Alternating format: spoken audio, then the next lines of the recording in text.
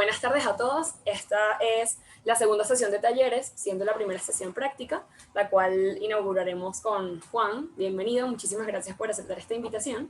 Gracias. Entonces, nada, espero que todos lo puedan disfrutar y que sea bastante ameno. Gracias. Adelante, Juan, cuando quieras. Pues muchas gracias. Bueno, primero de todo presentarme. Mi nombre es Juan Fernández Zarza, soy debatiente era debatiente de la Universidad Pontificia Comillas de España. Actualmente soy formador de debate y oratoria, y aparte de eso, pues bueno, soy adjudicación de este torneo. Y bueno, tenía una carrera de debatiente de 3 años, no muy larga, pero bueno, digamos que gracias a las personas con las que compartió el circuito he podido aprender muchas cosas y espero ser capaz de transmitiroslas ahora a vosotros y que podáis sacar algo útil de esta formación. También daros las gracias a vosotros por haber considerado interesante lo que yo puedo aportar y por haber decidido compartir vuestro tiempo conmigo. Si tenéis alguna pregunta, necesitáis cualquier aclaración, ponedlo en el chat. Intentaré estar pendiente para irlo respondiendo. Entonces, sin ningún problema, podéis ir planteándome todas las dudas, todas las cuestiones que queráis. Preventivamente, me voy a disculpar porque yo, además de debatir, también trabajo de abogado y por cuestiones laborales estoy todavía en la oficina, estoy todavía en el despacho. Entonces, en caso de que hiciera falta, a lo mejor tengo que ausentarme un minuto porque me llame alguien, pero vamos, espero que no ocurra porque ya he avisado que tenía que dar esta formación. Entonces, pero por si acaso, pues me disculpo preventivamente, ¿no? La formación de hoy está titulada, o queremos centrarla en cómo aprovechar o cómo aprender algo de los debates que pierdes.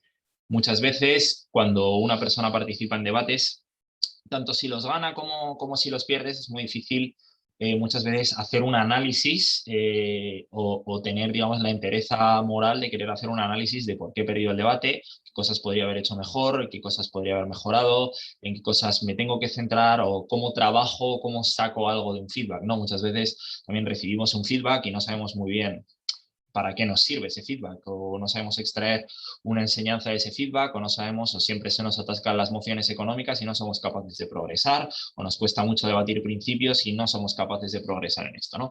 Entonces, la forma en la que yo quería plantear esta formación es como un marco de trabajo, en el cual una vez yo termino un debate, sobre todo si los hemos perdido, porque suelen ser en los que podemos sacar más enseñanzas, pero creo que también es aplicable a debates que hayamos ganado, que nos den una serie de herramientas que nos permitan pues, sacar una serie de enseñanzas, utilizarlas para próximos debates y utilizarlas también para conocernos y mejorar nosotros mismos como debatientes, ¿no?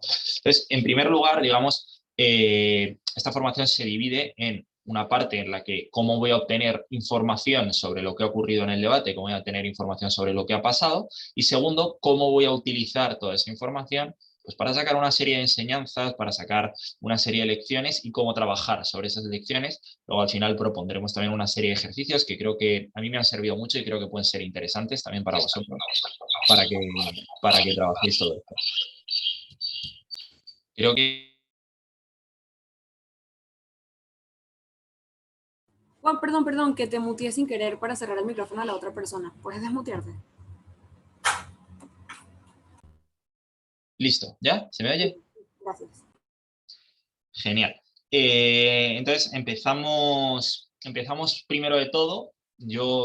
Se ha dado el resultado, hemos tenido un debate, he perdido el debate, el juez ha dicho, has quedado cuarto o has quedado tercero.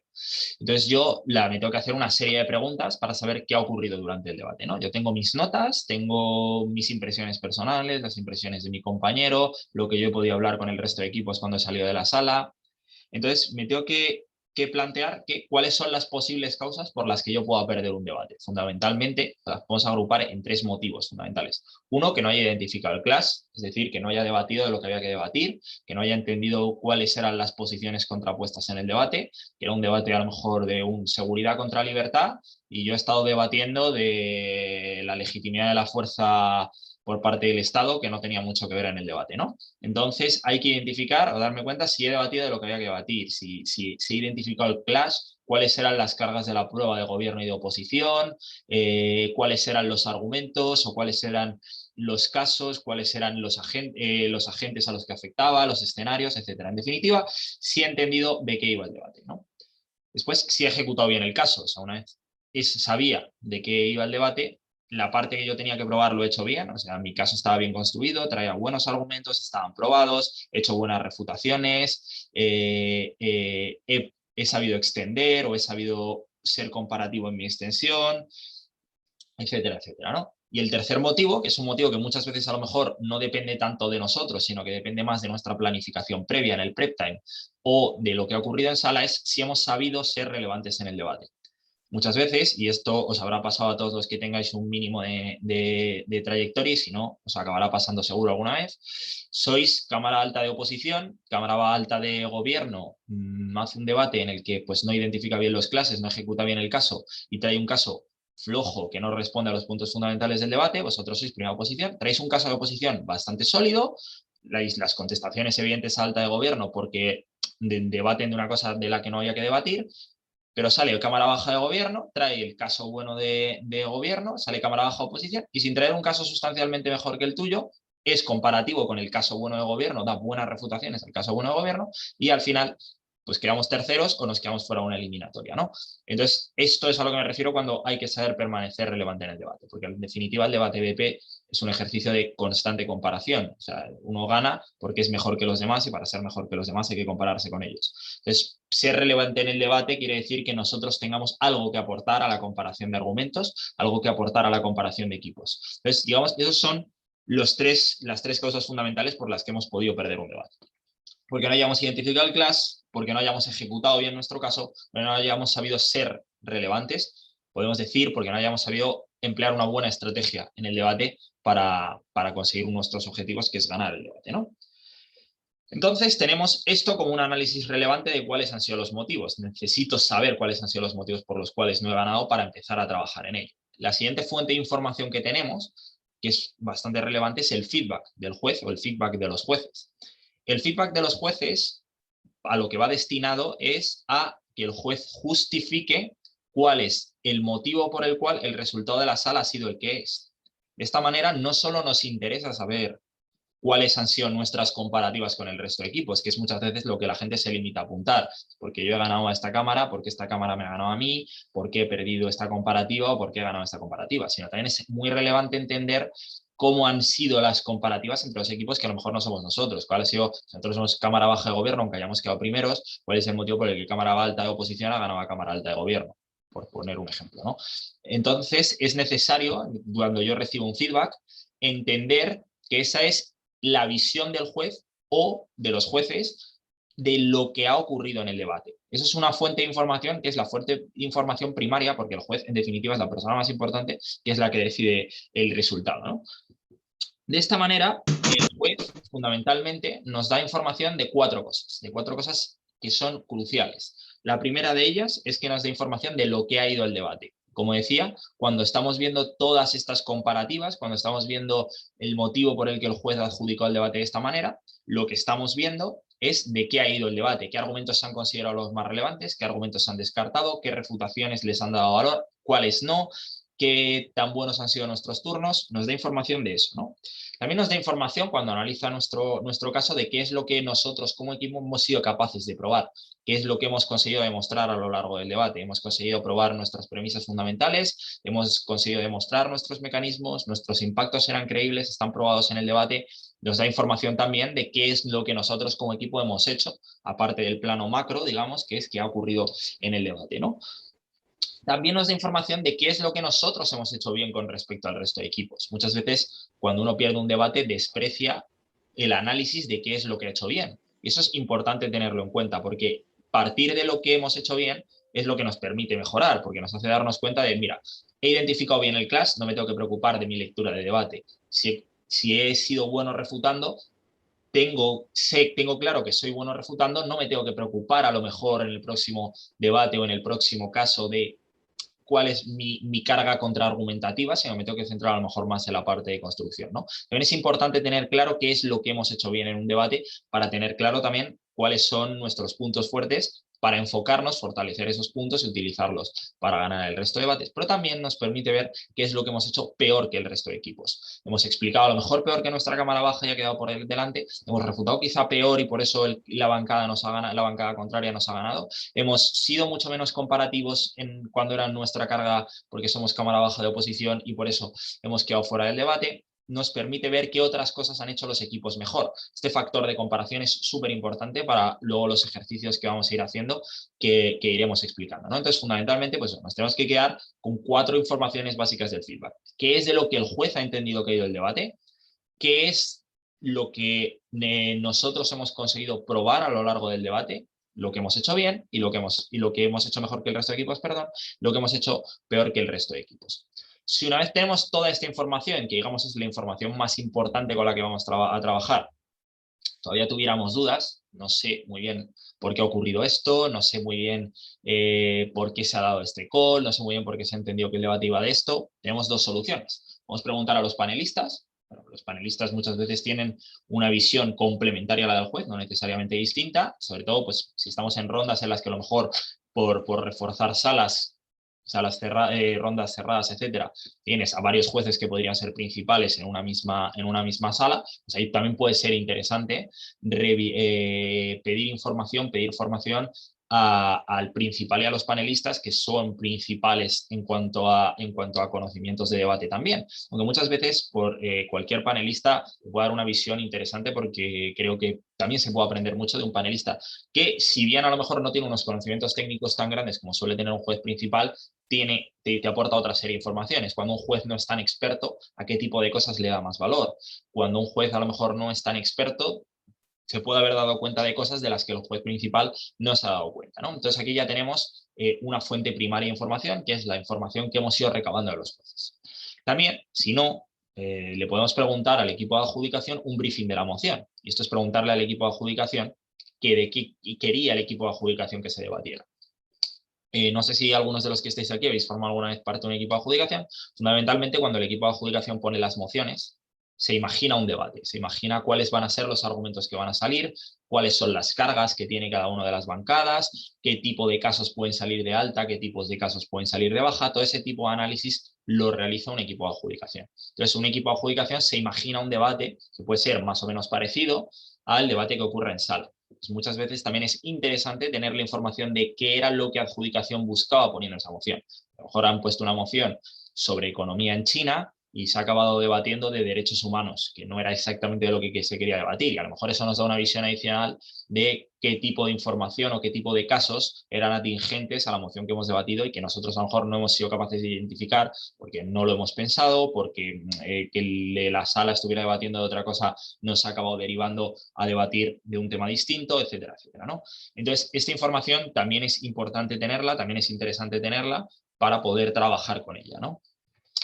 Teniendo toda esta información, tenemos que tener claro que nosotros como seres humanos y 2 como debatientes nos vemos sometidos a una serie de sesgos, ¿no? O sea, todo el mundo, sea más o menos pesimista, tendemos a pensar que hacemos mejor las cosas de las que las hacemos. ¿Esto es porque somos unos ególatras? Para nada. Esto es porque el ser humano tiene 2 sesgos fundamentales. Uno se llama el sesgo autocomprobatorio, y es cuando yo tengo una intuición o tengo un conocimiento previo de una realidad, tiendo a que todas las informaciones que me llegan posteriormente confirmen la tesis que yo tenía previamente. Es decir, si yo creo que el mejor argumento de gobierno era explicar la importancia de la seguridad en los países de Oriente Medio, cualquier clase de razonamiento, de argumento, voy a pensar que es menos importante que esto, o voy a pensar que lo que yo he dicho era lo más relevante sobre este punto, etcétera, etcétera. Ese sesgo autoconfirmatorio juega en nuestra contra. Por eso, creo que uno de los principales errores y una de las principales cosas que deberíamos empezar a descartar a la hora de hacer este tipo de análisis de cómo aprender de los debates que pierdo es: yo no soy una fuente fiable de información como persona. O sea, que yo crea que mi caso era el caso ganador y piense el juez se ha equivocado, probablemente sea mentira, en el 95% de los casos. En el 5% de los casos que sea verdad, tampoco es útil, porque si yo ya lo había hecho bien, yo ya no voy a aprender nada, porque ya sé hacerlo bien. pero puedo aprender algo más de lo que el juez piensa o de cómo el juez ve las cosas. En definitiva, hay que tener claro que cuando ocurre un debate y se dan los resultados, ese resultado no va a cambiar nunca. Y hay dos maneras de verlo. Puedes recrearte en la derrota y decir, bueno, he perdido, o puedes decir, voy a sacar algo, ya que no he ganado el debate, voy a ver si consigo algo, aunque sea información con la que no esté al 100% de acuerdo. Pero hay que tener claro que lógicamente no vas a estar de acuerdo porque tú siempre tienes ese sesgo autoconfirmatorio que te hace creer que haces las cosas mejor de las que las estás haciendo. Además, ocurre otra segunda circunstancia, otro segundo sesgo. Y es la disonancia de la información, o sea, el mensaje tiene un deterioro. Cuando yo me imagino mi caso, lo tengo escrito, lo he hablado con mi compañero en prep time, ese caso es un 10 y está aquí. Cuando yo cuento el caso, ya pierdo calidad, necesariamente porque no cuento todo lo que tengo en la cabeza. Ese caso ya es un 8. Y luego está el juez, que el juez está pendiente de tomar notas, de lo que tú estás diciendo, de si un equipo ha levantado la mano y de su propio pensamiento sobre la moción. Ese caso ya no es un 8, ya es un 7. Con lo cual hay que tener claro que con lo que yo juego es con lo que el juez entiende. Y es muy importante que yo tenga siempre en cuenta que lo que importa es lo que el juez está entendiendo de mi caso. ¿Quiere decir esto que si yo mi caso era muy bueno en mi cabeza, lo expliqué bien y el juez se enteró del 70% de mi caso, ese juez es tonto? No. Quiere decir que tengo que empezar a entender que cuando yo emito un mensaje, esto es en debate y en cualquier entorno de vuestra vida, las personas van a recibir menos información de la que yo estoy diciendo, porque el ser humano no tiene una retentiva del 100% de las informaciones que le llegan. O sea, de la clase, de la formación que estoy dando yo ahora, os acordaréis pues del 70, del 80%. Por eso hago mucho hincapié en repetir las cosas y en decirlas varias veces para intentar que se os quede la mayor parte del mensaje. Pero, lógicamente, cuando yo digo algo, nadie se queda con el 100% de la información, con el 100% de los ejemplos que he dicho o con el 100% de las cuestiones. También por eso utilizamos ejemplos, utilizamos humor, utilizamos cualquier clase de mecanismo que active un sentimiento afectivo en el oyente para que retenga más información. Como sabéis, la memoria humana es relacional. Esto quizá me estoy desviando un poco del tema, pero también es interesante, la memoria humana es relacional. Si yo asocio una emoción o asocio un recuerdo a algo, es más probable que me acuerde de eso que si no lo hago, ¿no? Entonces, si yo le he hecho reír al juez o le he puesto un ejemplo que le ha recordado algo que le pasó cuando era pequeño, con la memoria relacional es más probable que se acuerde de nuestro caso y que le genere un mayor impacto, ¿no? Pero en definitiva, el punto al que voy con esto es como yo tengo estos sesgos que me hacen no darme cuenta de qué es lo que yo he dicho, lo que se ha entendido, lo que se ha interpretado, tengo que descartar la información que viene de mí. Lo que yo creo que estaba bien hecho o lo que yo creo que estaba explicado, si el juez no lo ha entendido como explicado, a la hora de la verdad no está explicado, porque mi trabajo no es expresarme bien, mi trabajo es que el juez crea que he ganado el debate y eso se reduce, o sea, se reduce a que el juez crea que has ganado el debate. Hay factores con los que no puedes jugar. Si tienes un juez que decide prevaricar en tu contra, si tienes un juez que no tiene conocimientos técnicos de debate, pues contra eso no puedes hacer nada, pero en ningún escenario. No es un escenario relevante a analizar, pero entendiendo que el 99,9% de los jueces del circuito son jueces que se toman en serio su trabajo, que van a prestar toda la atención del mundo y que encima tienen conocimientos de debate, pues lo lógico es pensar que son una buena vara de medir para analizar si lo que yo he explicado estaba bien explicado, no estaba bien explicado, se han entendido los mecanismos, se han entendido los ejemplos o se han entendido como atingentes, ¿no? Entonces eso yo creo que es lo primero. Porque si no partimos para nuestro trabajo de una base de datos de información que sea fiable, los resultados a los que vamos a llegar es muy difícil que sean fiables y que sean útiles para nosotros. Entonces, tengo que descartar, como digo, toda esa información que no me va a ser útil, que es la información que viene de mis propios sesgos o que viene de mis propias impresiones sobre todo esto, ¿no? Entonces, una vez tengo toda esa información con la que tengo que trabajar, porque ya tengo la información de qué era lo que han visto los jueces, de qué tenía que ir el debate según adjudicación, voy a descartar todos mis sesgos personales. ¿Qué es lo que tengo que hacer ahora? Pues ahora tengo que hacerme una serie de preguntas. Tengo que hacerme una serie de preguntas en las que tengo que ser extremadamente autocrítico. Extremadamente autocrítico quiere decir que tengo que ser capaz de desechar mis pensamientos personales y trabajar solo con la información que me han dado. Y ser sincero respondiéndome a estas preguntas y diciendo, esto está aprobado, esto no está aprobado, esto está explicado, esto no está explicado, entendí de qué iba, no entendí de qué iba.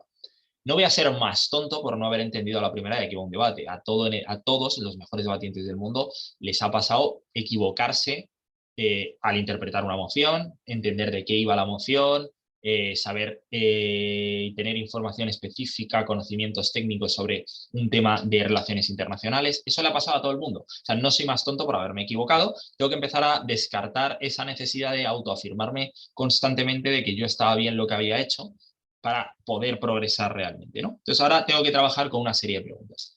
¿Cuáles son las preguntas con las que tengo que trabajar?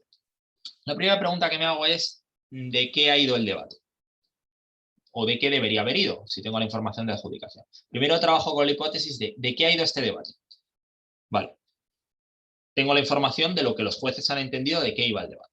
Una vez teniendo esa información, yo me pregunto, ¿he entendido yo de qué iba el debate? ¿Vale? Si la respuesta es sí, está perfecto. Mi lectura de debate está bien, mi lectura de emociones está bien, he identificado bien cuáles eran las cargas de la prueba que yo tenía que probar, he identificado bien cuáles eran los actores relevantes para el debate, cuáles eran los escenarios, he identificado bien cuáles eran los principios en choque, cuáles eran los clases. Vale, perfecto. Bien, buena lectura del debate, puedo seguir trabajando en lo demás. No he entendido de qué iba el debate. He leído mal la moción, no he interpretado bien las clases, no he interpretado las cargas de la prueba. Me pregunto por qué no he entendido yo bien de qué iba el debate. Con lo cual, cuando yo me pregunto el por qué, no basta con decir, ¿por qué no lo he entendido? Ah, porque no tengo ni idea de este tema. No, entro en profundidad en cuáles son las causas por las cuales yo no he entendido bien de qué iba ese debate. Con lo cual me tengo que plantear una cosa. Cuando a mí se me hace esta pregunta de ¿esta casa cree que deberían priorizarse esta casa cree que el movimiento feminista debería priorizar que las mujeres alcanzasen puestos de poder en empresas mayoritariamente dominadas por hombres, por poner un ejemplo? ¿He identificado de qué iba el debate? No, no lo he identificado. Vale. ¿Por qué? Cuando a mí se me hace esa pregunta, ¿qué entiendo que son los intereses en conflicto? Porque lógicamente hay una posición de gobierno fuerte y una posición de oposición fuerte. Y si yo no he sido capaz de identificar qué es lo que tiene fuerte oposición y qué es lo que tiene fuerte gobierno, pues tengo un problema, lógicamente. O sea, realmente yo en mi prep time me dedico a, yo voy a decir esto, pero oposición me va a decir esto otro, porque ellos también tienen algo que demostrar y también, porque la moción está balanceada, tienen un fiat, o sea, tienen una credibilidad. Entonces, ahí es lo primero que tengo que hacer es, vale, no he identificado por qué. Entonces yo me hago esta pregunta y me planteo cuáles son los principios, cuestiones en conflicto, realidades enfrentadas, que yo puedo conocer o no conocer cuando se me hace esta pregunta. Si yo al hacerme esta pregunta de por qué no lo he leído bien, llego a la conclusión de no lo he leído bien porque no tengo un conocimiento sobre la cuestión, ya tengo una primera herramienta de trabajo. A lo mejor no entiendo muy bien cuáles son las motivaciones o los comportamientos o las dinámicas del movimiento feminista. Ya tengo algo con lo que trabajar, ya tengo un sitio en el que empezar a estudiar y un sitio en el que empezar a formarme para tener un mayor conocimiento.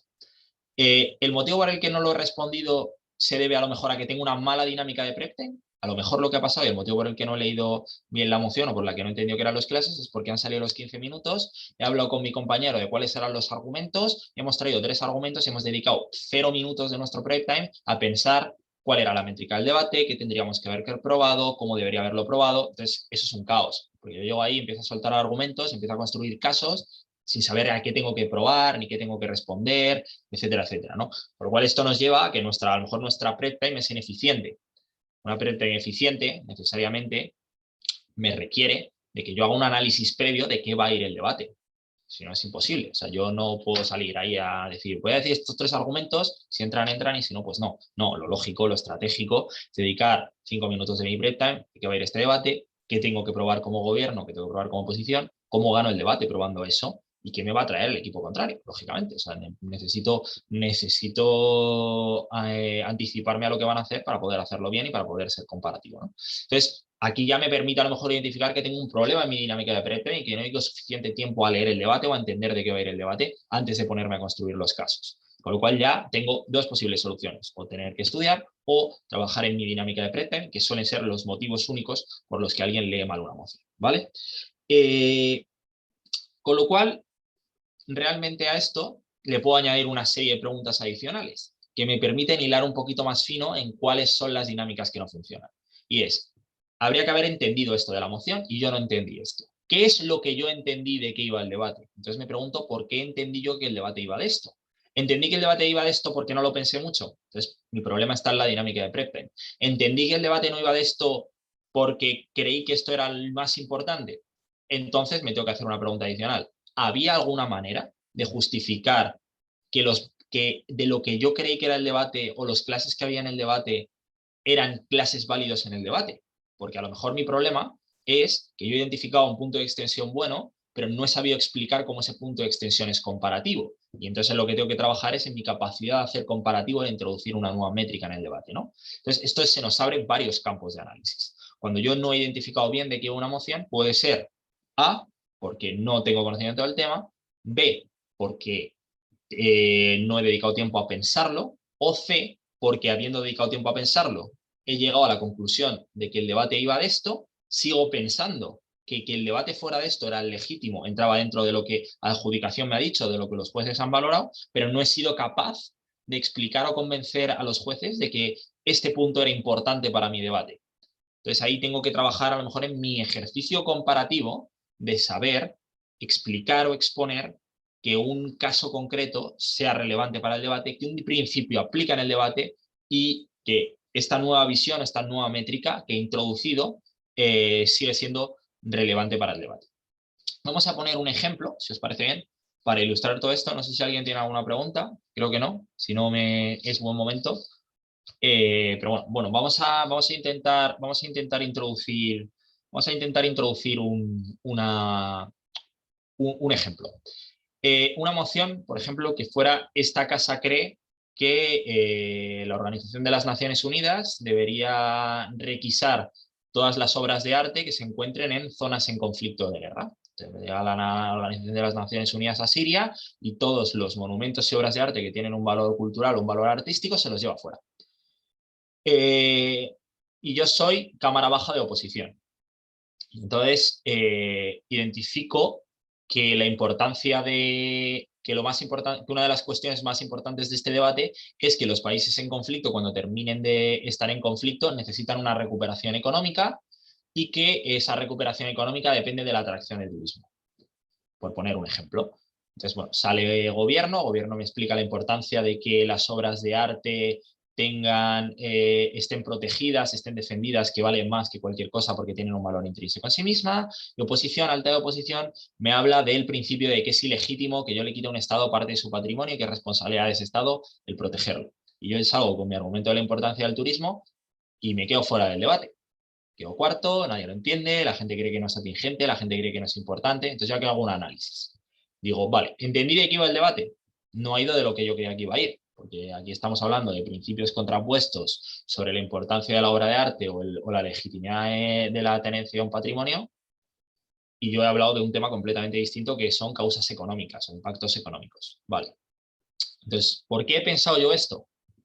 Yo en mi prep he dedicado tiempo a pensarlo, y el argumento que se me ha ocurrido es este y me parecía un argumento bueno, me parecía un argumento fuerte. Vale. Con lo cual, quizá ahí el problema en este ejemplo es que no he sido capaz de explicar a lo largo del debate que este caso entraba a debate o que este caso era relevante. Quizá no he explicado la importancia de que cuando se requisan unas obras es altamente improbable que se devuelvan porque siempre existe un sesgo. Estoy poniendo un ejemplo, no quiero decir que sea el mejor argumento del mundo. Que existe un sesgo de que estas zonas siempre van a ser inestables y luego nunca se va a repatrimonializar ese patrimonio, y entonces esas zonas se van a ver empobrecidas con un patrimonio cultural del que pueden sacar un rédito económico que es crucial para la reconstrucción de estas zonas, evitar que entren en un círculo de seguir siendo zonas en conflicto, ¿vale? Quizá he fallado en ese ejercicio, y entonces lo que tengo que trabajar es, cuando uno introduce una métrica nueva en el debate, tiene que hacer un ejercicio que prácticamente nadie hace, de explicar por qué mi métrica es más importante que las demás. Aquí yo tengo una métrica que es legítimo o es ilegítimo, que es de lo que he ido el debate en altas. Otra métrica que es el valor intrínseco del arte. Y otra métrica, que es la que estoy introduciendo yo, es la utilidad del arte para el país que es propietario del arte. Y entonces tengo que saber explicar por qué esto es más importante que el valor intrínseco del arte. Es decir, mira, el arte tiene un valor intrínseco por la valoración que la gente le da. Y ese arte, además, la legitimidad del cuidado viene porque a lo largo de siglos este país, Siria, ha defendido estas obras de arte, las ha protegido y las ha cuidado. Tiene derecho, no solo porque sea su producción cultural histórica, sino porque las ha vigilado, a sacar una rentabilidad económica de ella y que eso prospere o que eso redunde en el beneficio de su población. Aquí ya estoy haciendo un ejercicio de comparación de métricas, quizás lo que tendría que haber hecho si hubiera analizado, o sea, una vez he analizado cuáles han sido mis errores, ¿no? También es posible que en esta moción haya llegado, me haya sentado con mi compañero y diga, no, porque es un robo. Nos vamos a oponer porque que la ONU entre aquí es un robo de las obras de arte, porque siempre van a estar en contra de la voluntad de los países y no se las van a devolver nunca. Y vamos a decir eso. No he entrado a analizar cuál era la métrica.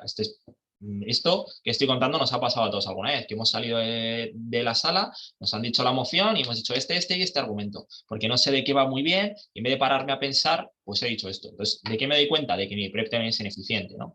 También puede ser que me hablen de esto y yo diga, no sé dónde está Siria, y te empiezo a hablar de un país de Oceanía. Diga, en Oceanía no hay ninguna guerra. Diga, no, es que Siria está en Oriente Medio. Vale, es un ejemplo muy absurdo, pero también puede haberme pasado eso, ¿no? Entonces, de esta manera puedo identificar cuál ha sido la causa de mi error y saber en lo que tengo que trabajar, ¿vale?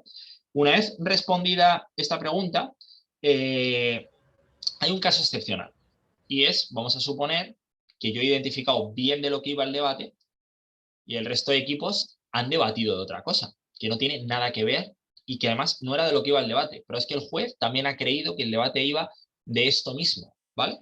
Aquí estamos en un ejemplo muy parecido. Aquí se me ocurre poner de ejemplo, que además lo viví yo personalmente, la moción de preoctavos de CEMUDE, Chile, que fue, esta casa establece, se descubre en Groenlandia una serie de tierras raras y de materiales que son muy útiles para el desarrollo de la industria, microchips, etcétera. Y entonces se decide que la organización, pues, se va a establecer un fideicomiso internacional sobre Groenlandia para el manejo y gestión de estos materiales. Le damos alta de oposición, sale el primer equipo y empieza a explicar un fideicomiso, pero un fideicomiso civil, o sea, un fideicomiso de derecho privado. Además, según tengo entendido, la mayoría de los que estáis en esta formación, o sois españoles o sois de Venezuela, que tenemos un sistema de derecho muy similar, que es el derecho continental, o sea, un fideicomiso de derecho privado. Claro, un fideicomiso internacional es un sistema de gestión por las Naciones Unidas, con una serie de particulares, etcétera, ¿no? Todo el resto de equipos debatieron sobre un fideicomiso privado, nosotros, alta oposición, salimos con el fideicomiso internacional. No, nadie entendió de que estamos hablando de un fideicomiso internacional, nadie sabía que era eso, a nadie le importaba, quedamos cuartos, fuera de preoctavos, fuera de CEMUDE. Y aquí me hago una pregunta yo, y es, vale, yo había identificado bien de qué iba el debate, había dedicado mucho tiempo a entender por qué, a construir un argumento, mi prep que me era eficiente, todo está bien. ¿Cuál ha sido mi error? No he sido capaz de explicar por qué mi visión era la correcta. Esto nos lleva a una enseñanza que creo que es útil, que hay que tenerla siempre en mente. Debate realmente es una partida de ajedrez. O sea, aquí realmente importa muchísimo más la estrategia y la capacidad de leer la situación y de entender qué es lo que está pasando que mi oratoria o mi capacidad de construir buenos argumentos. Porque cuando yo entiendo lo que está pasando, identifico qué es lo que yo tengo que hacer para quedar por encima. Es un análisis fundamental. Cuando yo estoy debatiendo en un tipo de debates farragosos como este, en el que todo el mundo está debatiendo algo que no tiene nada que ver con la emoción, y yo me he dado cuenta, y estoy seguro de que eso es así, tengo que dedicar muchísima parte de mi turno, y aunque sacrifique, tengo tres argumentos, es mejor sacrificar uno, es mejor sacrificar los dos e ir con un solo argumento que responda a la moción, dedicar mucho tiempo a explicar por qué el debate no va de lo que están diciendo. Aquí, lo que nosotros tendríamos que haber hecho para ganar es haber salido y haber dicho, mira, ellos están hablando de un fideicomiso privado que viene regulado en los códigos civiles de los diferentes países según su sistema de derecho. Aquí, lógicamente, lo que estamos hablando es de un fideicomiso internacional. Y no tiene sentido que me hablen de un fideicomiso privado, para empezar, no sé quién es el agente que va a gestionar esto para seguir, porque es imposible, no tiene ningún sentido, porque no hay un patrimonio, no hay un interés empresarial. Estamos hablando de una serie de recursos que son insumos fundamentales, que tienen un interés supranacional, y eso justifica que sea la Organización de las Naciones Unidas. De haber dedicado 3 minutos de mi discurso a explicar eso. Este tipo de cuestiones son importantes y solo se aprenden cuando se hace un análisis a posteriori de qué es lo que ha ido ocurriendo durante el debate. Por eso creo que es tan importante tener toda la información o contar con una información fiable y hacer posteriormente este ejercicio, ¿no? Entonces, bueno, solventado el punto de las clases, sabemos que debatimos de lo que teníamos que haber debatido, sabemos que hemos sabido ser comparativos, etcétera, hemos podido perder por otras causas. ¿Cuál puede ser una de esas causas? que identifiqué bien lo que tenía que probar, pero no supe explicar o ejecutar bien mi caso. No supe hacer bien lo que tenía que hacer durante la ejecución del debate, ¿no? Entonces aquí me tengo que hacer una serie de preguntas, ¿vale? La primera de todas es, ¿supe explicar bien mis argumentos? Es decir, a la hora de yo ejecutar mi caso, ¿dediqué el suficiente tiempo a la explicación de cada uno de mis argumentos? Primera pregunta. Si la respuesta es sí, vamos a la siguiente. Si la respuesta es no, me pregunto por qué. Quizá, por poner ejemplos, me ha ocurrido que soy una cámara baja y he dedicado mucho tiempo a explicar un argumento que ya había dicho mi cámara alta, que yo creía que podía explicar de una forma distinta. A lo mejor he dedicado 4 minutos a intentar explicar de una forma distinta, pero no he sido capaz de demostrar suficientemente que el mecanismo y el impacto eran autónomos como para que no lo consideren derivativo. O a lo mejor el problema que yo he tenido es que no he sido capaz de explicar todos los links o que llevaba demasiados argumentos. Esto me hace una vez más hacerme una serie de preguntas y llegar a un análisis. Estratégicamente, ¿es posible que sea peor dedicar el principio de tu discurso a irte embarrando e intentando diferenciarte de tu alta en un argumento que es el mismo teniendo otros distintos? La respuesta, el 99% de las veces, va a ser sí. Si yo tengo argumentos que son autónomos de los de mi alta, explico primero esos argumentos. Les dedico más tiempo, porque son el principal motivo por el que es probable que yo gane el debate. Y después dedico un ejercicio, o lo hago antes, pero dedico menos tiempo, a compararme con mi alta. Un extensionista, por ejemplo, tiene el deber en su rol de ser comparativo con su alta, de identificar cuáles eran los problemas y cómo va a solucionarlos. Entonces, a lo mejor, en vez de dedicar 3 minutos a... El argumento de la legitimidad lo explica mi alta, pero yo le voy a dar esta vuelta, dedico 1 minuto a decir, mira, la legitimidad importa, pero el matiz que yo te doy diferente es este. Y además lo justifico con estos argumentos que vienen a continuación. Esto funciona así por varios motivos. Uno, porque es mucho más probable que cuando tú tienes una carga total des informaciones nuevas, mecanismos nuevos o impactos nuevos que cuando lo haces partiendo de una idea anterior, porque muchas veces por el mero hecho de que les acabas de escuchar vas a utilizar las mismas expresiones que ellos utilizan, vas a llegar a razonamientos similares que ellos utilizan y eso te va a perjudicar. Segundo, por el efecto psicológico que tú produces en un juez.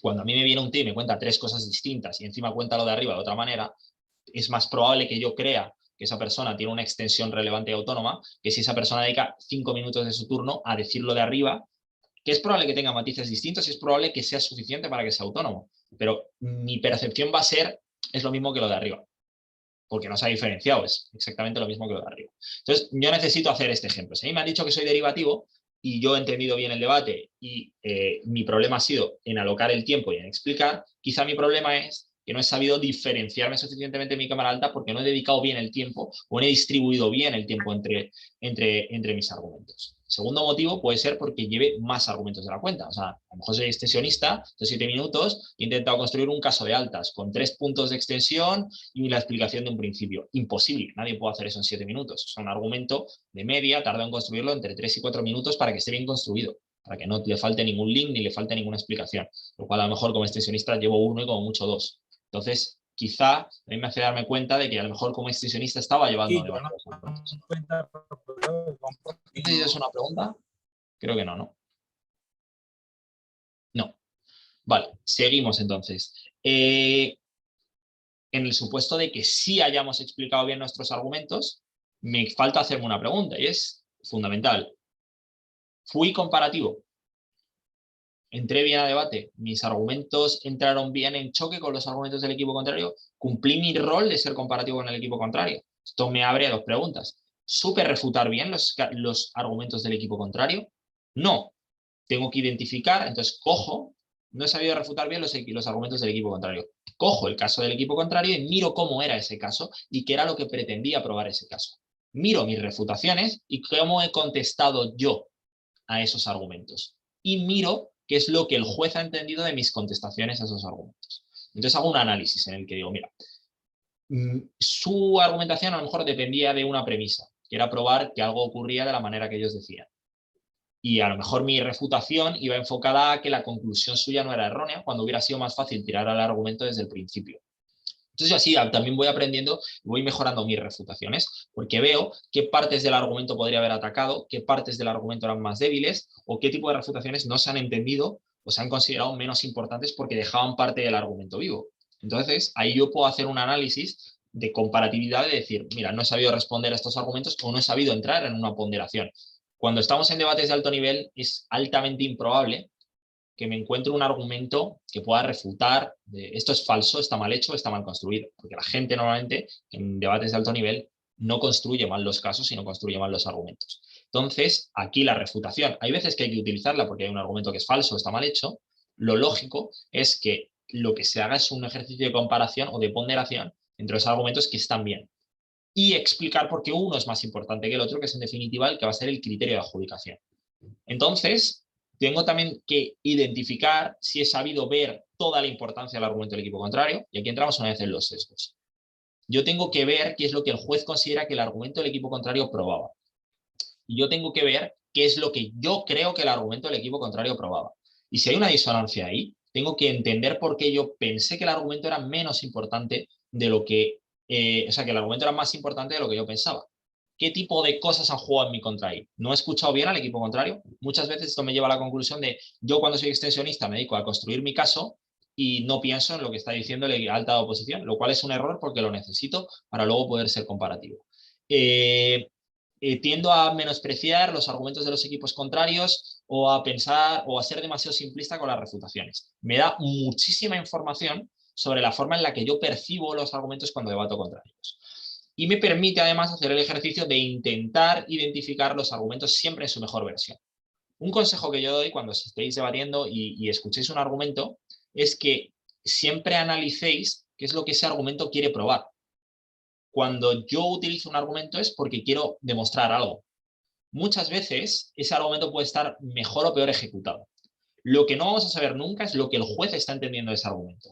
Lo que sí podemos intuir es, si ese argumento estuviera explicado perfectamente y el juez lo hubiera entendido al 100%, ¿qué demuestra ese argumento? ¿Y de qué depende esa demostración?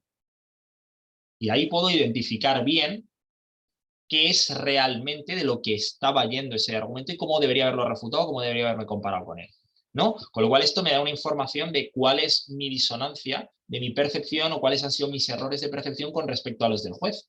Y me hacen identificar bien, oye, mira, tengo problemas porque al oír un argumento de principios tiendo a pensar que como no tiene consecuencias no es importante. Pues ya sé que la próxima vez que me pase esto, el motivo por el cual yo cometo este error no lo voy a volver a cometer porque sé que a este le tengo que dar la importancia que tiene y que tengo que ir a la raíz del problema, y es que pretendía demostrar este argumento y refutar en caso de que lo hubiera demostrado, ¿vale? Esto es importante y hay que tenerlo en cuenta. Creo que es un ejercicio complicado y creo que muchas veces, como llevo diciendo todo el rato, es muy difícil huir de tus sesgos personales, pero creo también que si somos capaces de hacer esta serie de ejercicios, la mejora es exponencial, porque nos hace darnos cuenta de qué puntos tenemos que reforzar y nos hace tener una optimización de todos los procesos que tenemos como debatientes. Nos hace escuchar mejor los casos del equipo contrario, nos hace analizar mejor los argumentos del equipo contrario, nos hace ser más eficientes en red time y nos hace preparar muchísimo mejor los torneos y todo en definitiva, ¿no? Entonces, hay un tercer problema que es, pues mira, yo he identificado bien de qué iba el debate. Tengo una ejecución de caso que está bien.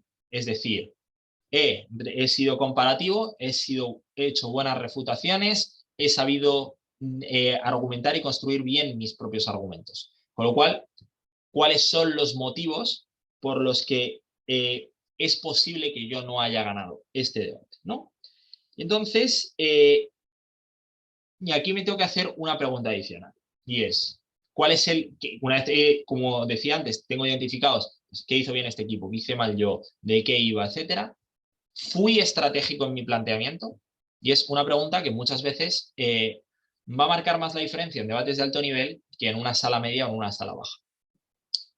Puede que mi caso esté bien porque el debate iba de eso. Puede que mi caso esté bien construido y puede que mi problema es que no identifiqué a los actores más importantes, o que mi problema fue que no identifiqué los escenarios más importantes. Y aunque los argumentos sean ciertos y estén bien hechos, no he sido estratégico porque he hablado de algo de lo que no era lo más importante.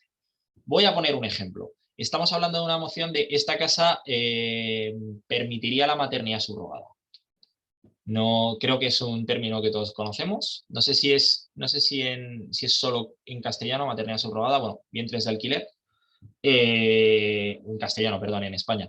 Vientres de alquiler para quien a lo mejor no conozca el término maternidad subrogada. Y yo me dedico a hablar de los derechos del niño. ¿Va de eso el debate? Puede entrar, o sea, es un argumento legítimo que es legítimo que entre. ¿Puede estar bien construido? Sí, puede estar perfectamente construido. Pero a lo mejor es poco estratégico cuando yo estoy hablando de un debate que es la importancia de la comercialización del cuerpo frente al derecho individual de hacer lo que uno quiera consigo mismo, empezar a hablar de los derechos del niño, porque siempre van a ser subsecuentes lógicos de lo anterior. O sea, el niño va a ser importante en su relación para con sus padres adoptivos y biológicos, pero para eso es importante determinar primero cuál es la situación de esos padres. Por lo cual, si esa situación previa no se da, lo que pase con el niño no se va a dar, lo cual es menos importante, lógicamente, que los otros argumentos. A lo mejor aquí sí, ahora te contesto, Alexandra. Mi problema a lo mejor aquí es que está todo bien hecho, pero que no he sido estratégico. No he sido bueno diciendo esto es lo más importante o esto es lo que correspondería probar.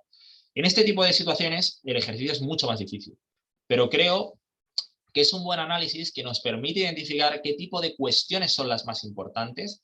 Esto no va a ser algo que podáis aplicar a todos los debates, pero sí es algo que os va a permitir entender mejor según qué tipos de emociones. A lo mejor a raíz de esto empecéis a identificar que en las mociones económicas lo más importante es el desarrollo concreto y palpable. A lo mejor empezáis a identificar que las mociones jurídicas lo más importante es la legitimidad o lo más importante es el resultado material.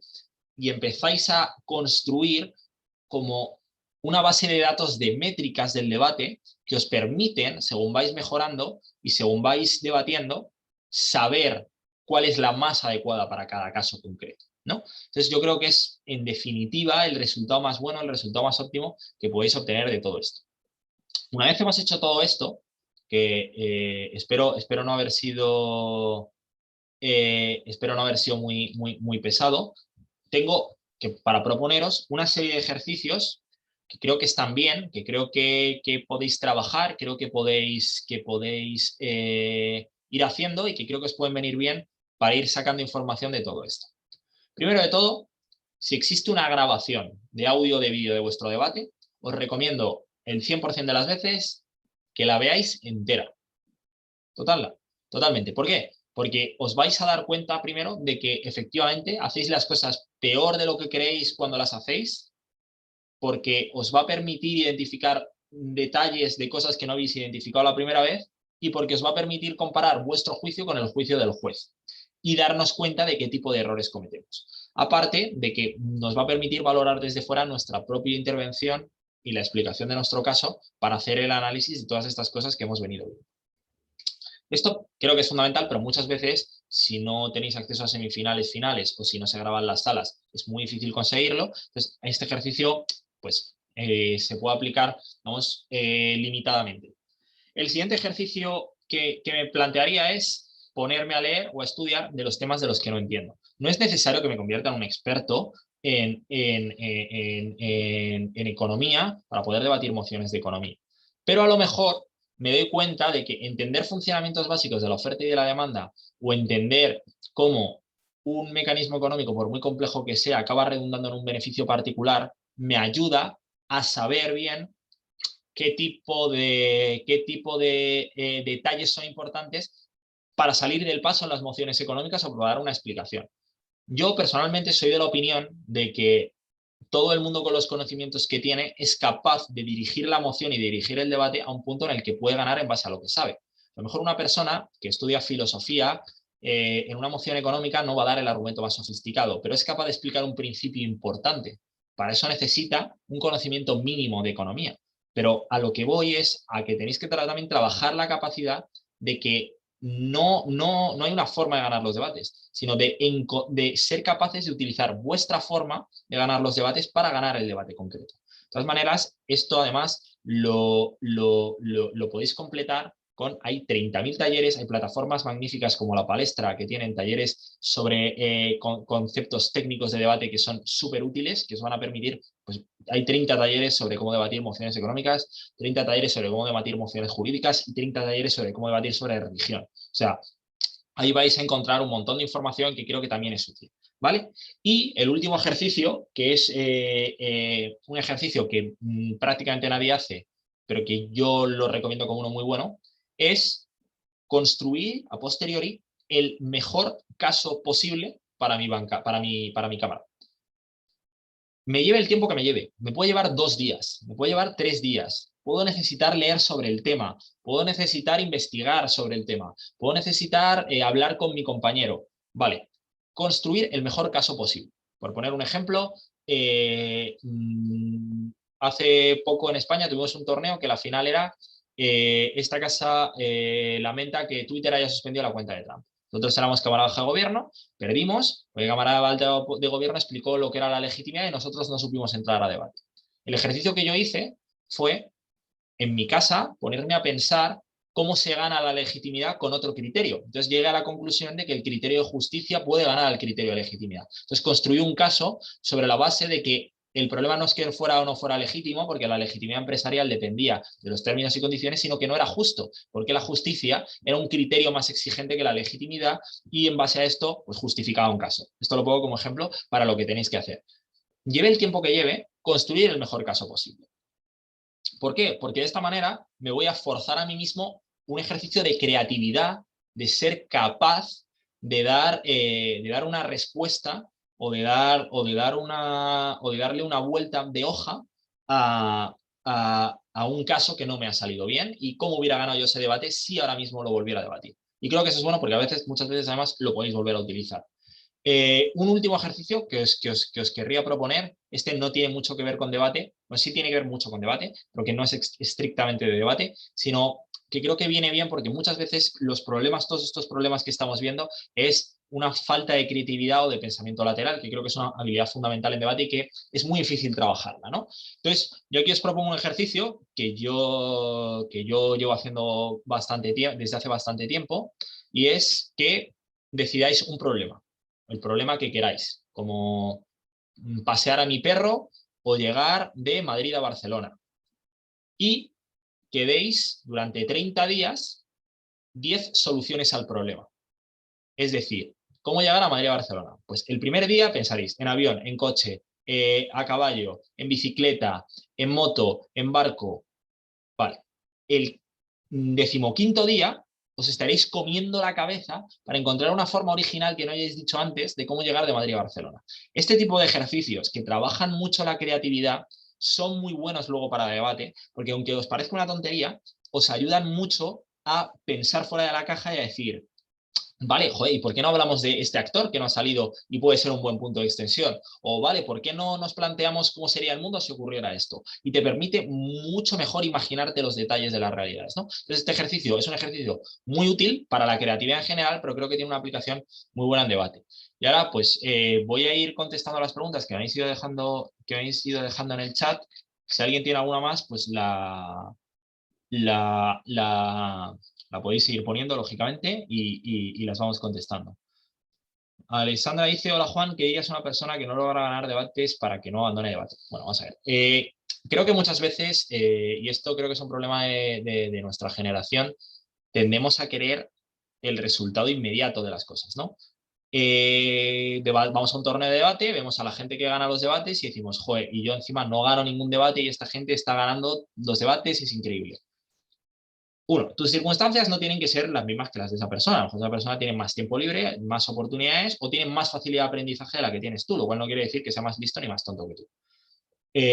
Segundo, a lo mejor tú no sabes el trabajo que lleva detrás esa persona para estar debatiendo así. O sea, no lo sabes. Entonces, hay un montón de factores que desconoces y con los que no te puedes comparar. Pero hay un montón de factores en los que tú sí puedes trabajar. Y es, analiza qué te aporta a ti debate a nivel personal. Porque si lo que vienes buscando es un logro, para que ese logro tenga valor, tiene que ser un logro que no sea inmediato, porque un logro inmediato no vale nada. O sea, ser capaz de coger un vaso de agua y beber no es un logro porque lo puedo hacer yo sin ninguna clase de esfuerzo y sin ninguna clase de entrenamiento ni formación. Un logro, como ganar debates, tiene un valor porque cuesta un esfuerzo y cuesta un tiempo. Por lo cual, no busquéis el logro inmediato. O sea, se puede ir a 4, 5, 6 torneos, luego por experiencia personal, y quedar de los últimos oradores, de los últimos equipos, y acabar ganando 3, 4, 5 torneos. O sea, es un proceso largo que lleva, a alguna gente le lleva 1 o 2 años, a otra gente le lleva 6 meses. Entonces, como no me puedo comparar con otra gente porque desconozco sus circunstancias, solo me puedo comparar conmigo mismo. Entonces, ¿qué es lo que le diría a una persona que no logra ganar debates para que no abandone debate? Muy fácil. Compárate a ti mismo este torneo con cómo eras antes de este torneo. Cuando acabes este torneo, compárate a ti mismo y pregúntate a nivel personal, a nivel formativo y a nivel de calidad de debatiente, qué te ha aportado y si te consideras mejor persona o peor persona después de haber hecho este torneo. O sea, si después de haber hecho este torneo sé más cosas de más temas, debato mejor y me lo he pasado bien y he hecho amigos, ya tienes, ¿no? O sea, es mejor eso que no hacerlo, ¿verdad? Entonces creo que es el mejor consejo que os puedo dar. O sea, el factor de comparación y todos nos comparamos y cuando competimos en un entorno como es debate, todos, uno, queremos el logro y no entendemos que el logro no es inmediato. Aparte, estadísticamente debate, si vienes aquí para ganar, no es tu actividad. Es estadísticamente más probable que, y le ha pasado a todos los debatientes del mundo, que pierdas más debates los que ganes, porque al final solo la gana uno y hay 4 equipos. Entonces, estadísticamente, lo más probable de un torneo de debate es que no ganes. Y eso es así. O sea, entonces, tienes que entender eso. Aquí a debate se viene a muchas otras cosas y ganar es extraordinario, es un plus.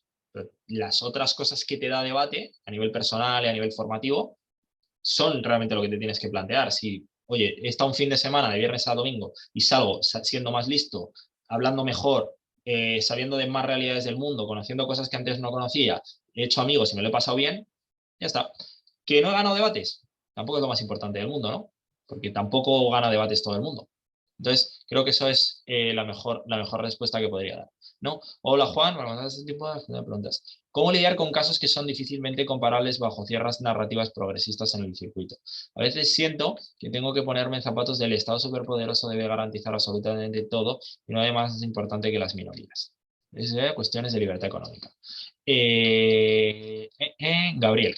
Bueno, Gabriel, es verdad, y esto es una cosa que es cierta, los jueces tienen sesgos personales. O sea, los jueces piensan cosas, los jueces creen cosas. Normalmente tú tienes que tener en cuenta, y estratégicamente es cierto, que el juez va a tener unos sesgos determinados. A lo mejor los sesgos que tengo yo sobre libertad económica son diferentes de los que pueda tener Camila, por decirte, o de los que pueda tener Tito, o de los que pueda tener Carmen Vallecillo. O sea, son distintos. Entonces, cuando yo estoy debatiendo o tú identificas que estás debatiendo contra una posición que no es la dominante, tienes que hacer un ejercicio necesario de compararte con la posición dominante. Sé lo que quieres decir.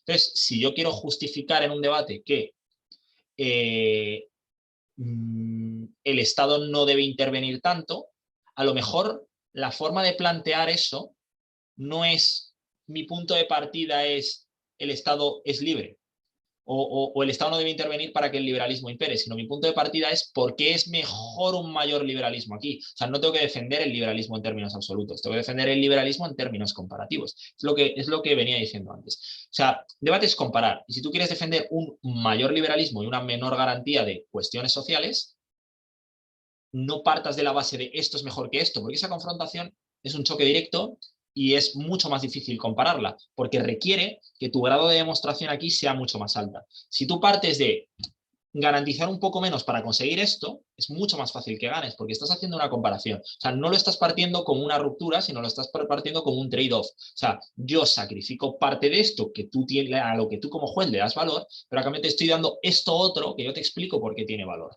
¿no? Entonces creo que muchas veces es un problema de enfoque. Y eso es lo que digo. Yo tengo una forma de pensar determinada, un pensamiento económico, un pensamiento político, un pensamiento religioso. Tengo que saber llevar el debate a mi terreno. Para saber llevarlo a mi terreno, tengo que saber cómo piensa la persona que tengo delante y saber argumentar en base a las creencias generalizadas cómo llevar el punto a mi terreno, a lo que yo creo o a lo que yo tengo que defender, que necesariamente no tiene que ser lo que creo, pero yo tengo una serie de conocimientos. Yo, por ejemplo, personalmente soy abogado, sé mucho de derecho y estudié administración y dirección de empresas, creo que tengo un conocimiento extenso de economía. Entonces, las mociones económicas, los casos que suelo construir, suelen ser técnicos. Me suelo basar mucho en explicaciones de mecanismos y de por qué las cosas ocurren de una manera determinada. Por poner un ejemplo, Carmen Vallecillo me ha ganado muchos debates sobre economía porque ella, aunque no tenga una formación técnica de economía, tiene una explicación muy buena de principios. A lo mejor ella es capaz de quedar por encima de mis mecanismos sofisticados explicando por qué en principio algo no se puede hacer. Entonces, a eso me refiero. Entonces, muchas veces, en vez de partir de términos absolutos, como me dices, de defender la liberalidad del mercado, es, si tú sabes que el juez le da valor a la garantía de determinadas cuestiones sociales, parte de que sacrificas eso para ganar otra cosa. Estratégicamente es mucho más fácil, porque el juez le estás demostrando lo que tú tienes, lo que tú crees que tiene valor, lo tiene, no lo estoy negando de facto, o sea, no lo estoy negando de partida, pero te estoy dando otra cosa que también tiene valor a cambio. No sé si he sabido responderte a la duda. Si me pones un OK, me quedo tranquilo, porque si no, ahondo un poquito más en esta cuestión. Vale, vamos ahora con Beatriz, que dice, vale, veo que sí, me alegro, que dice, Juan, a veces me da la sensación de que los jueces pueden valorar muy negativo cuando en cámaras bajas inicias, dando un giro al debate porque consideran que en las altas se debate algo que no se debería debatir. ¿Qué consejo puedes dar a los extensionistas en esos casos para que no sea valorado negativamente el cambio de enfoque del debate? Vale, creo que muchas veces el problema es que se dice el cambio de enfoque pero no se justifica. Si el debate ha ido de una cosa y yo defiendo que tiene que ir de otra, tengo que justificar por qué. O sea, no puedo salir y decir, mira, Cámara Alta ha debatido de principios y de esto no va el debate. Cámara Alta ha debatido de principios. Los principios demuestran esto, pero yo voy a salir y te voy a explicar esto otro que me va a demostrar algo que es más importante, que es lo que yo creo que es lo más importante. Entonces, los jueces a lo que le dan, digamos, poco valor es a todas esas explicaciones que no están justificadas, ¿vale? O el que debería ser criterio de adjudicación óptimo. Ahora, insisto, si algún juez comete un error alguna vez, pues ahí no podemos entrar, y eso son la parte aleatoria del debate que nadie puede controlar, ¿no? Pero de la que también se puede aprender algo, porque podemos, si ese juez nos vuelve a salir, podemos entender qué criterio tiene, si hacemos el análisis que hoy hemos visto. Entonces, creo que cuando tú haces un giro, si vas a hacer un giro muy fuerte del debate, tienes que justificar muy bien por qué, y dedicar mucho tiempo a justificar muy bien por qué. Quizá el extensionista solo tiene que salir y decir, mira, el debate hasta ahora ha ido de en qué mundo, yo qué sé, en qué mundo se garantiza mejor la libertad de la mujer en el tema de la maternidad subrogada. Nosotros vamos a explicar en qué mundo se consiguen unos mayores derechos sociales para el conjunto de la sociedad, porque cuando a la mujer se le permite tomar este tipo de decisiones, se minusvalora al conjunto de las mujeres, con lo cual no es solo una decisión aislada. Hago una justificación. Digo, mira, ellos han hablado del individuo, te voy a hablar de por qué a nivel social es más importante. ¿Estoy dando un giro al debate? Sí, pero tengo que justificar por qué es más importante. Y ese ejercicio tengo que hacerlo. Tengo que intentar ser eficiente y hacerlo en 30 segundos o un minuto, pues si no, no me da tiempo a explicar la extensión. Pero eso es a lo que me refiero. Cuando se valora negativamente un cambio de enfoques, probablemente dices, ¿por qué esta persona está hablando de esto? Viene de la nada, ¿no? Haz un ejercicio de justificación, haz un ejercicio de comparación. Tu deber como cámara baja, si vas a cambiar el debate, es tu responsabilidad compararte con arriba y por qué lo cambias. O sea, ¿qué motivo tienes para cambiarlo? Porque si el debate está yendo a una cosa y se puede seguir debatiendo de eso, si tú lo vas a cambiar es porque lo que tú traes es más importante, ¿no? Entonces, haces explicación de por qué es más importante, ¿no? Creo que eso es lo mejor que te puedo decir. Cuando responda a preguntas, en este caso Beatriz Tirado, si me ponéis luego un vale o un OK, me viene bien, porque si no, ahondo un poco más y si no, os desmuteáis y me hacéis la pregunta, porque me gustaría que si tenéis una pregunta, os la responda de manera satisfactoria para que os quedéis tranquilos. Entonces, si Beatriz, no sé si sigues aquí, a lo mejor te has tenido que ir, no sé si te ha quedado claro. Gracias, sí, ¿la entendiste? Estupendo. Vale, pues vamos con la última pregunta, que es la de David Varillas, que me dice, hola Juan, ¿qué consejos nos darías para CEMUDE? Bien, para CEMUDE fundamentalmente es un torneo que es muy exigente, el nivel de las mociones es alto, con lo cual creo que hay que haber tenido mucha experiencia, haber debatido mucho, intentar estar al día de lo que ocurre, intentar estar al día de lo que ocurre a nivel económico, de lo que ocurre en todos los países del mundo, de política internacional, intentar estar al día de conflictos sociales o conflictos civiles, intentar estar al día de políticas de regiones que siempre van a ser relevantes, estar al día de política de Latinoamérica, no solo de países en concreto, sino del continente en su conjunto, estar al día de lo que ocurre en América del Norte. La política estadounidense suele ser un tema muy recurrente, estar al día de lo que ocurre en la Unión Europea, estar al día de lo que ocurre en Oriente Medio, ¿no? Entonces, estar un poco al día de noticias, de conflictos, de si se está debatiendo sobre la inteligencia artificial, se está debatiendo sobre las criptomonedas, existe un debate social abierto, sigo el ejemplo de la maternidad subrogada, existe un debate social abierto sobre el aborto. Entonces, cuestiones que son relevantes, que son pues problemas contemporáneos a nosotros como generación, estar al día y tener más o menos claras cuáles son las posiciones a favor y en contra de todo este tipo de cuestiones. Ese es el primer consejo que os daría para CEMUDE. Segundo consejo, que estudiéis algo del país en el que esté CEMUDE. O sea, si CEMUDE es en Ecuador, estar al día de política ecuatoriana, de conflictos ecuatorianos y de la sociedad ecuatoriana, porque es muy probable que salgan mociones que tengan que ver con Ecuador. Y en tercer lugar, que os lo toméis con mucha deportividad.